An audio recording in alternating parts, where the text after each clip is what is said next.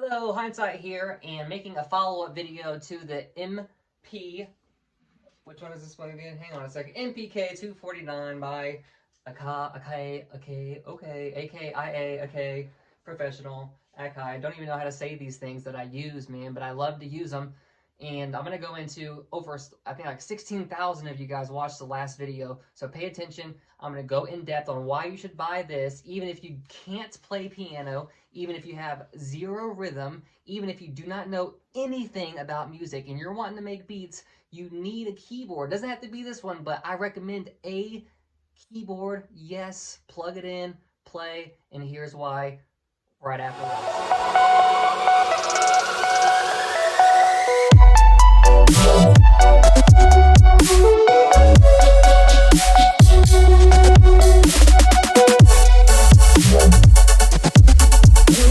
Okay, so let's say you're like me and you cannot play piano in time on a beat every single time, right? Like my friend Connor, I can put a beat on, he can play, you know, get something out here. So he can play.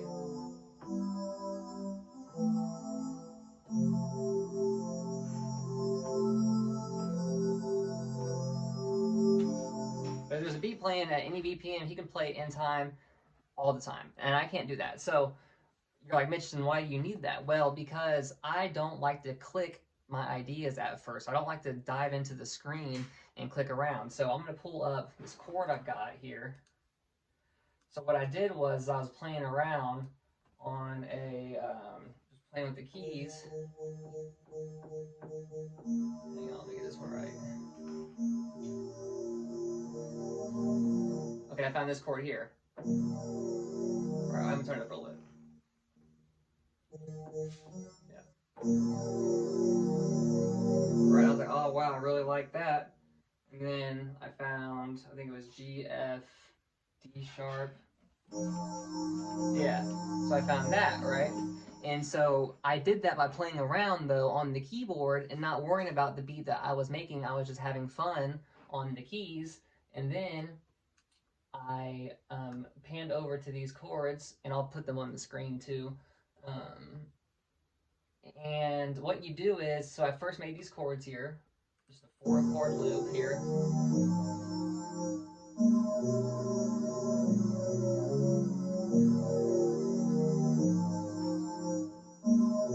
And I added in some sounds, a little melody.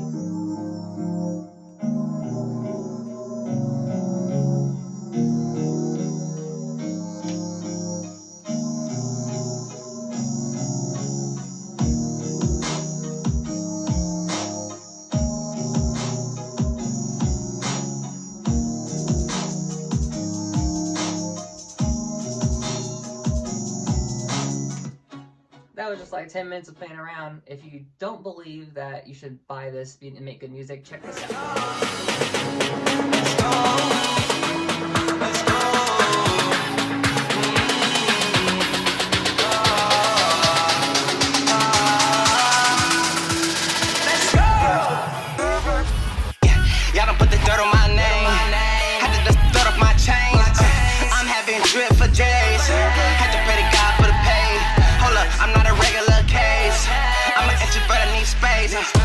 So hard you wanna take.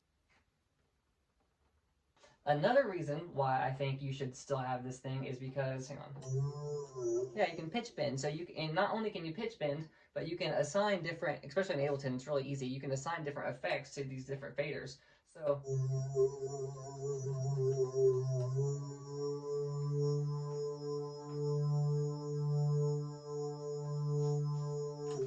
you know what I mean? So that gives you a creative element that you don't have as easy with just the push of a mouse and a keyboard. And then these pads, mine are always playing like higher parts of the melody, or the higher ends of the scale of the octaves. But maybe you're not a person that is good at the keys, and they intimidate you, and you just want to play, you know, a melody without thinking about what the notes are. Because you can always play a melody on the notes, Google what scale you think you're in, and then ones that are out of scale, you can just, you know, you can usually tell by ear because they sound bad, but you can If you can't tell by ear, don't worry. You can learn how to use Google to find your scales. And like I use Google for my scales now, and I've been producing for 5 years. I just happen to know by ear sometimes what sounds bad and what doesn't, but a lot of times I'm still wrong. But if you're not good at playing stuff over, let me do this. If you're not good at playing stuff over, you know, with the keys, but you're better at tapping.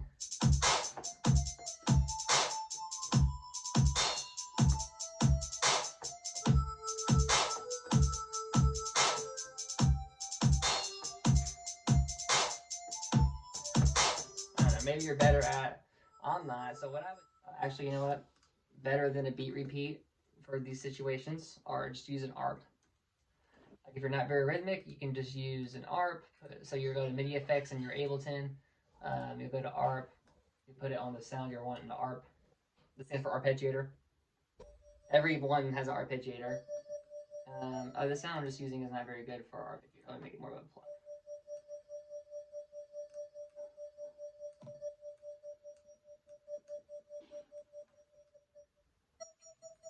Okay, now it's much easier. I have it set to 8th note, so it's playing in 8th notes. Watch this.